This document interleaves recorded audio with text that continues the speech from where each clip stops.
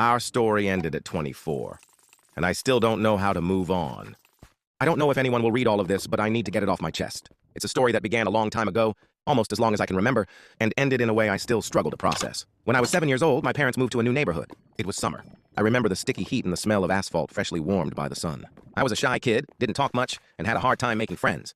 One afternoon, while I was sitting on the sidewalk with a toy car, a little girl with braids came up and, without saying anything, took the car from me and started playing with it as if it had always been hers. I got angry, but she looked at me with such a big smile that I couldn't do anything. I just sat next to her and we played together. That was the beginning. Her name was Daniela. From then on, it was as if our lives had been tied together by an invisible thread. We went to the same school, walked together every morning, and shared everything. At parties, we always ended up together in a corner, telling each other secrets we didn't share with anyone else. In middle school, things changed a bit. She started to attract everyone's attention. She was pretty, with an infectious smile, and also very intelligent. I was still the reserved boy, the one who went unnoticed. But she never stopped pursuing me. Even when other boys tried to win her over, she told me everything, asked me for advice. I was dying inside, because what I wanted most was to tell her, I love you always. Years passed. In high school, we grew apart a bit, as she joined clubs and sports, and I continued in my world of books and music. But every time life pulled us apart, something brought us back together. When we turned 17, at a New Year's party, under the fireworks, she took my hand and kissed me. I felt like everything made sense, that the years of waiting had been worth it. That's where our relationship began. It was everything I'd ever dreamed of. Endless walks, afternoons of studying that always ended in laughter, and plans for the future. We wanted to go to the same university, travel, and live together. And we achieved that, at least in part.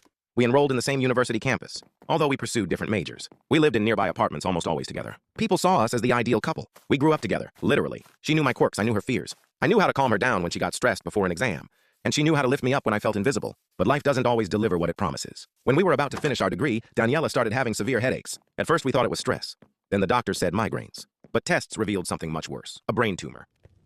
My world collapsed in an instant. She, the girl I'd shared my entire life with, the one who had accompanied me, from games on the sidewalk to dreams of a future together, was sick with something we didn't know if I could beat. The following months were a nightmare. Chemotherapy, hospitalizations, relapses. I was always there.